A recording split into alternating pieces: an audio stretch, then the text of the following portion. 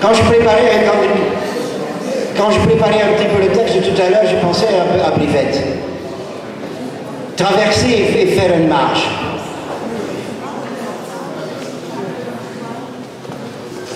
Maar zoiets van, wat haar gevraagd, expliciet aan haar, expliciet aan Brivette. Zet u neer als u wilt. Dank u. Mark, de micro minder dicht. Minder dicht. Ja.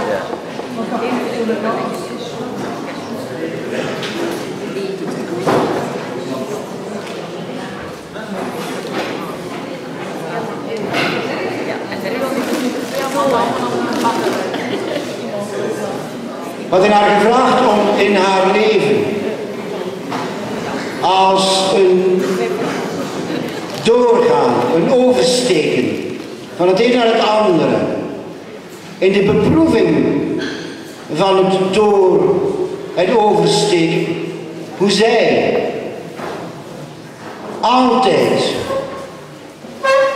waakzaam was, is om un mot d'ordre dans sa vie, om dat te kunnen maken. En we hadden haar gevraagd om een beetje, niet de geschiedenis, van iets dat voorbij is, maar vanuit haar levensbestaan, dat voortdurend die arbeid te kunnen reactualiseren.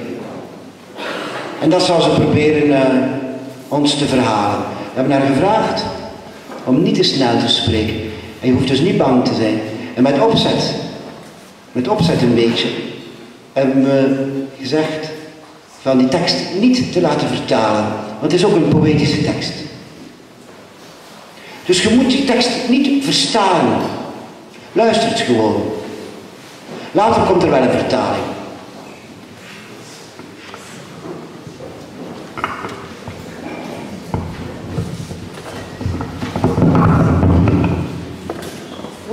Je suis un peu mal à l'aise parce que Marc ne nous avait pas prévu du thème d'aujourd'hui.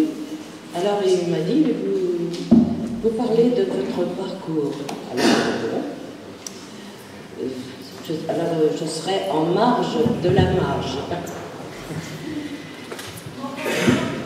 Oui, ça fallait marcher. C'est trop bas. Ja, de Bob zou dat wel doen. Que je parle là-dedans.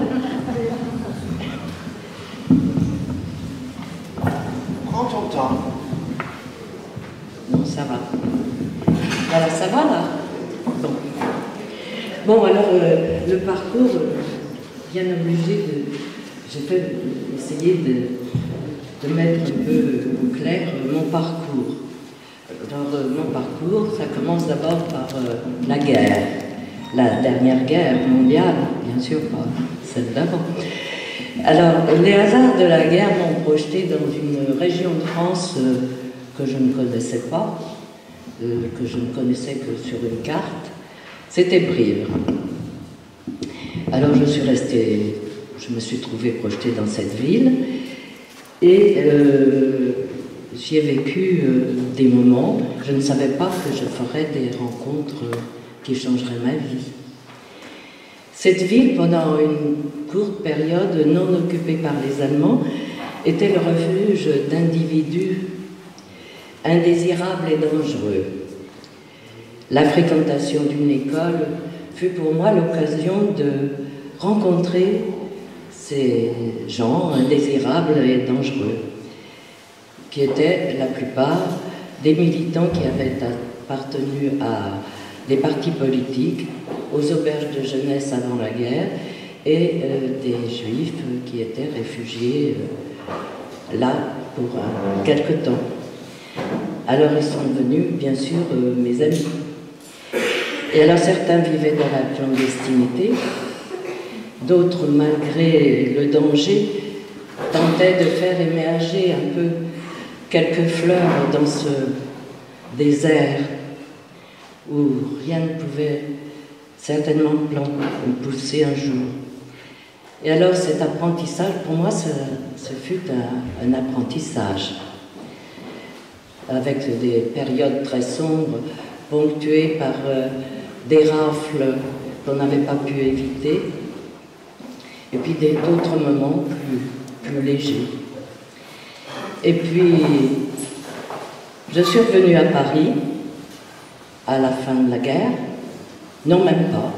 Je suis revenue à Paris pendant la guerre, pendant l'occupation. Ça a été un moment aussi un peu difficile.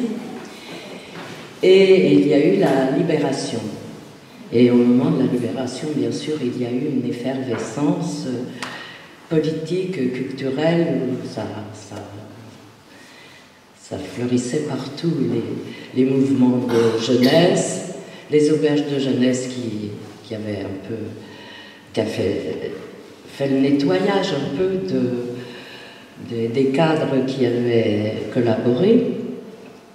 Et il y a eu des mouvements très importants sur le plan culturel. Il y avait des associations de travail et culture où on rencontrait, on discutait avec des acteurs, des écrivains, des acteurs comme Gérard Philippe, qui est après devenu un grand personnage, Roger Blin, enfin, je ne sais pas si les gens connaissent, ils sont peut-être tombés dans l'oubli maintenant.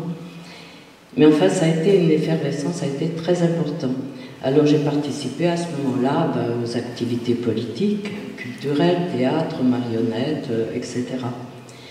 Et le mouvement, surtout aux auberges de jeunesse, où des groupes s'étaient formés avec des commissions à l'intérieur qui s'occupaient d'activités culturelles, des sorties, des liens avec tous les différents organismes qui existaient à cette époque. Alors, dans tout ce tourbillon, on avait eu une idée, avait germé un jour une idée de faire une action, de lancer une action sur la jeunesse, qu'on a appelée pompeusement caravane ouvrière, c'est-à-dire qu'on avait l'intention d'emmener des jeunes qui n'avaient jamais quitté Paris ni la banlieue, de leur faire connaître un peu le reste de la France. Alors évidemment, on était encore dans une période de pénurie, on est parti comme ça. Il y en a une qui avait été, la première avait été organisée par Fernand Houry, le frère de Jean Houry, Fernand Houry qui a fondé le mouvement de pédagogie institutionnelle. Et on connaissait, il était là, on s'est retrouvés là, toute une bande. Et il avait lancé, il est parti lui aussi avec une caravane ouvrière, où il avait emmené d'ailleurs Félix Guattari, qui était dans cette première caravane.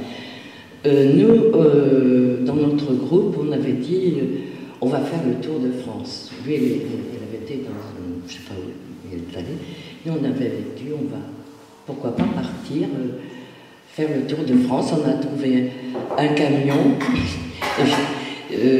heureusement qu'il y avait une bâche, et on avait décidé de faire le tour de France. Rien que ça, on n'avait pas beaucoup de prétentions. Hein. Et finalement, on est parti. Alors on dormait à la Belle Étoile, on avait des couvertures, des imperméables, qui nous protégeaient quand il pleuvait, et on a fait le tour comme ça, on a découvert les jeunes, avec les jeunes d'ailleurs, on allait dans les auberges de jeunesse quand il y en avait, puis d'autres fois on dormait à la Belle Étoile.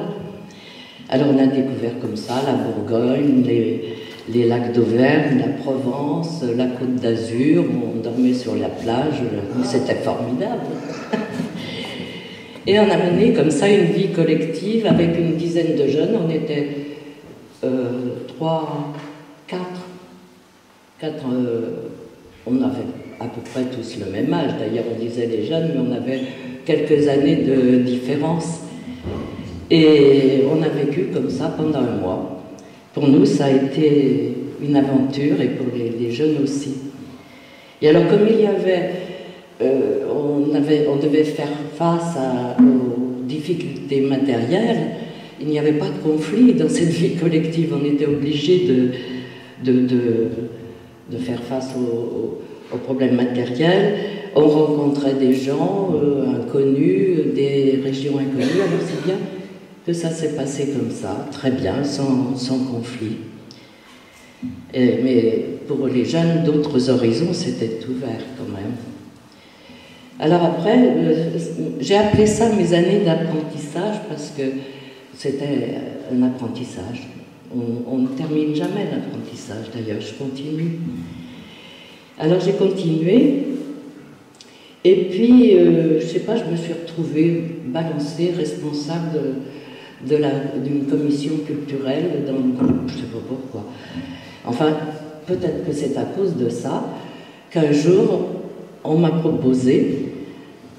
a proposé à un groupe, à quelques-uns, de partir, de travailler sur un barrage, le barrage de Donzère-Mondragon, qui est un barrage qui a eu beaucoup d'importance à l'époque. Maintenant, il y a des trucs comme ici, là, les petits engins là, à côté du moulin. Mais à cette époque-là, c'était une usine électrique sur le Rhône. Et d'ailleurs, on a été gratifiés de directeurs, directrices de foyers. Alors les foyers, ils avaient construit des cités en préfabriqué, et chaque cité représentait à peu près un petit village, parce que il y avait 2000 habitants, il y avait des ouvriers qui venaient de partout. On a eu des Néerlandais d'ailleurs, on avait des Hollandais dans notre cité, et il y avait toutes les nationalités, des Marocains, des Algériens. Les Algériens, on les faisait venir en avion gratuitement. Ils étaient logés dans des dortoirs et ils allaient travailler dans les piles de pont à l'air comprimé. Et descendaient à l'air comprimé, on les remontait. Et il y avait quelquefois même ce qu'on appelait des coups de... Non, m'échappe. Il y avait un problème des coups de décompression. Il n'y avait pas de problème il y avait des problèmes de décompression quand ils sortaient à l'air libre, et là, il y avait quelquefois des accidents. Mais c'était eux surtout qu'on faisait travailler dans ces endroits-là. Alors, nous, on était partis comme ça, joyeusement, on allait apporter la culture. Eh bien, on a appris en 3 ans, nous sommes restés 3 ans, nous avons plus appris que dans 10 ans d'une vie. Ce sont eux qui ont fait notre apprentissage, apprentissage rude. Alors nos activités étaient très multiples, bibliothèque, théâtre, jardin d'enfants, patronage. Et puis grâce à Fernand Houry, que j'avais rencontré autrefois, j'ai pu quand même me débrouiller avec les adolescents et ne pas faire trop de dégâts. On faisait des sorties, on faisait des choses assez intéressantes, et je crois qu'il y en a quelques-uns qui m'ont écrit après, plus tard. Et alors donc on a vécu 3 ans dans cet univers un peu rude, mais qui était provisoire. On était toujours dans le provisoire. Alors on savait que nos routes devaient se séparer un jour, et ça s'est fait progressivement, un peu avec difficulté, parce qu'on avait noué des relations, c'était chaleureux, et quelquefois un peu dur, mais chaleureux quand même. Et alors, maintenant, les cités ont disparu, il n'y a plus rien. Il y avait 5 cités qui représentaient à chacune à peu près 1000 à 2000 personnes, c'est-à-dire qu'il y avait à peu près 10 000 personnes sur le chantier du Rhône. Hein. C'était étagé le long du Rhône. Ça allait au-dessus de Valence presque jusqu'à Avignon. Et puis maintenant, il reste l'usine électrique, qui est classée comme monument historique, mais il ne reste plus rien, plus personne. Alors, c'est un peu comme ça. Mais bon, je suis remontée à Paris. Alors, je n'avais pas oublié toutes les rencontres que j'avais faites pendant cette période, parce que c'était dans les années 49. J'ai rencontré Jean Houry, qui venait de s'installer dans le Loir-et-Cher. Alors, comme je connaissais les frères Houry, j'ai connu, ils étaient 3. J'ai connu le dernier, Jean Houry, qui m'a invité à venir dans la clinique où il venait de s'installer. Et alors j'ai commencé, c'était un genre de stage. On se retrouvait là-bas, j'y allais le week-end, et puis on faisait on discutait, on lisait. Ça a été mes premiers contacts avec la psychiatrie. Alors j'ai eu l'occasion en même temps de connaître Nicole Guillet, qui était étudiante à Lyon et qui était de Saint-Alban, ce qui m'a permis d'aller en vacances aussi à Saint-Alban, où travaillait Toscaïès, que j'ai rencontré là, et puis Fanon, France Fanon. Alors j'avais quand même du chantier, j'avais pris le chemin sur Paris, et j'ai travaillé quelque temps dans une société, comme ça on n'avait pas de problème de chômage à l'époque. Et Jean Houry m'a trouvé un poste de secrétaire médical dans un hôpital à Paris, dans la région parisienne, l'hôpital Foch de Suresnes, ça s'appelle. Alors mon apprentissage a continué 7 ans. Et j'ai participé, alors là, effectivement, j'ai participé à beaucoup de choses, parce que c'était une période fertile en événements dans les années entre 52 et 60. Il y avait beaucoup de choses qui se passaient, il y avait la guerre d'Algérie. J'ai participé à un groupe jeune contre la guerre d'Algérie. On a fait plein de choses sur le plan politique et syndical. Et puis, j'ai retrouvé Félix là aussi, Félix Guattari, qui était bien sûr militant et qui a organisé beaucoup d'actions. Je continuais comme ça jusqu'au jour où, en 59, Jean Houry me dit « Ce serait bien que tu viennes à la Borde ». Alors je suis venue à la Borde. Alors j'ai donc débarqué et il m'est difficile de parler de la Borde. J'ai toujours dit que